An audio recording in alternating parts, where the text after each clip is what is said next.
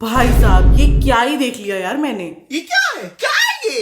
Hi guys, welcome back to my channel. I am Riddhima और मैं अभी देख के आई हूँ मैं तेरी तो मेरा मैं तेरा नहीं आ रहा। एक ऐसी फिल्म जिसका नाम अमित जी से नहीं लिया जा रहा, तो भाई हम क्या ही चीज हैं। सो 25 दिसंबर यानी क्रिसमस वाले दिन रिलीज हुई थी अनन्या पांडे और कार्तिक आर्यन की लेटेस्ट फिल्म तू मेरी मैं तेरा तू मेरी, जिसकी हाइप क्रिएट करने के लिए ये लिटरली महीनों से लगे हुए हैं। अलग अलग थिएटर्स में, स्टेट्स में, यूनिवर्सिटीज में, पता नहीं कहाँ जाके इन्होंने इस फिल्म को प्रमोट किया है। कल तो लिजिट दिल्ली में बंगला साहिब गुरुद्वारे आए हुए थे यार ये लोग। एंड यू नो ये सब किस लिए? क्योंकि जो स्टोरीज खुद को सेल नहीं कर सकती उनको इंटेंसिव प्रमोशंस के साथ सेल करना पड़ता है। But let me tell you, कोई फायदा नहीं हुआ उसका भी। स्टोरी की बात करें तो कार्तिक आर्यन ने प्ले किया है रेहान मेहरा यानी रे का कैरेक्टर, जो अपनी मॉम नीना गुप्ता के साथ एक वेडिंग प्लानिंग कंपनी चलाता है। अनन्या पांडे ने प्ले किया है रूमी वर्धन का कैरेक्टर, जो कि एक फ्लॉप राइटर है। बट एक्चुअली मुझे ये बात समझ नहीं आई कि इस मूवी में अनन्या का प्रोफेशन बताने का रेलेवेंस क्या था। एक स्टार्टिंग में एयरपोर्ट वाला सीन था जहां पर बताया था कि हाँ she is a budding writer and उसकी बुक्स बिक नहीं रही हैं एंड दैट्स ऑल। उसके बाद उसकी बुक की और उसकी राइटिंग की पूरी मूवी में कोई चर्चा नहीं है, एक बात नहीं की इन्होंने उसके बारे में। तो मत ही बताते यार, हमने क्या ही कर लेना था जान के।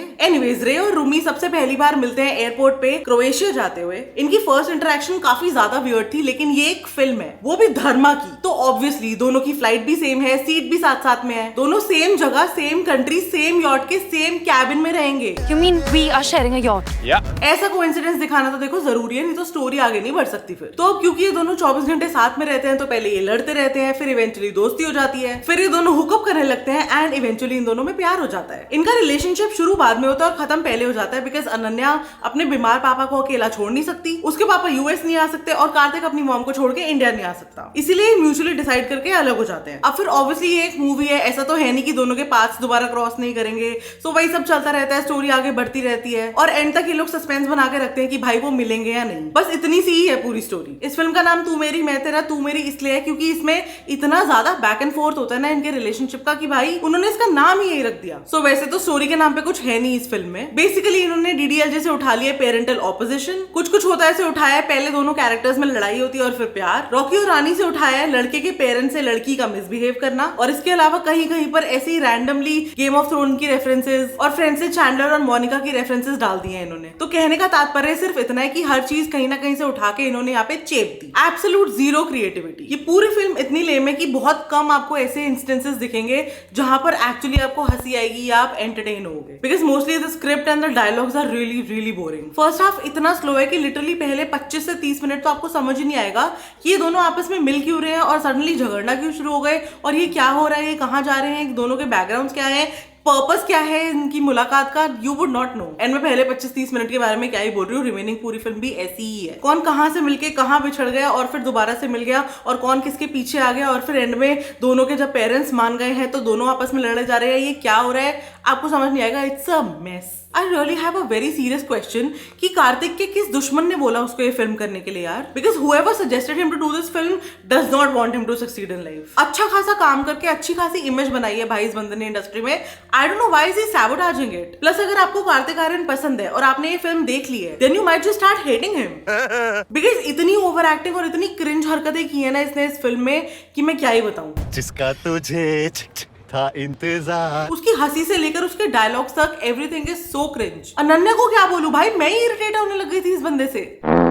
अनन्या पांडे ने भी सेम वही कॉल मी बे वाली ही एक्टिंग की है यहाँ पर। She is definitely looked pretty and emotional scene उसने पहले से काफी बेटर करने शुरू कर दिए हैं, उसके लिए हमें डेफिनेटली उसको अप्रिशिएट करना चाहिए। बट इस फिल्म में और बहुत जगह उसने बहुत ज्यादा ओवर एक्टिंग की है। टू बी ऑनेस्ट, मैं अनन्या और कार्तिक दोनों से बहुत ज्यादा डिसअपॉइंट हुई इस मूवी के बाद, because they can act better than this. यहाँ तो पता नहीं क्या ही किया यार उन्होंने। और सच बोलो तो जब स्टोरी इतनी लेम है और भाई स्क्रिप्ट में ही कोई दम नहीं है, तो ये जैकी श्रॉफ और नीना गुप्ता जैसे लेजेंड्स भी अपनी एक्टिंग से नहीं बचा पाएंगे यार इस फिल्म को। चांदनी भाबड़ा और चांदनी मिमिक जिस नाम से हम सब उनको जानते हैं, उन्होंने प्ले किया इस फिल्म में अनन्या की सिस्टर जिया का कैरेक्टर। नॉर्मली हमने चांदनी को आलिया भट्ट को इमिटेट करते हुए देखा है, बट हु न्यू कि वो इतनी अच्छी एक्टिंग भी कर सकती है। भाई she was surprisingly very good, very subtle and very natural. Songs तो इस फिल्म में 2-3 ही है जो कि ओरिजिनल है और वो भी काफी ठीक ठाक से ही है, बट मेरे को समझ नहीं आता कि इनको हर बार हर फिल्म में एक ओल्ड क्लासिक खराब करने में क्या मजा आता है। ना रास्ता मालूम ना तेरा ना। और एक बात मेरे को करण जौहर जी से ये भी जाननी है कि भाई हर फिल्म में आप दूसरी फिल्म्स के 20 गाने रिपर्पस करके क्यों यूज करते हो? हर शादी सीक्वेंस में वो मुझसे दोस्ती करोगे वाली अंताक्षरी करनी जरूरी है क्या? अपने नए गाने नहीं बना सकते आप? और ये क्या डांस स्टेप्स है भाई।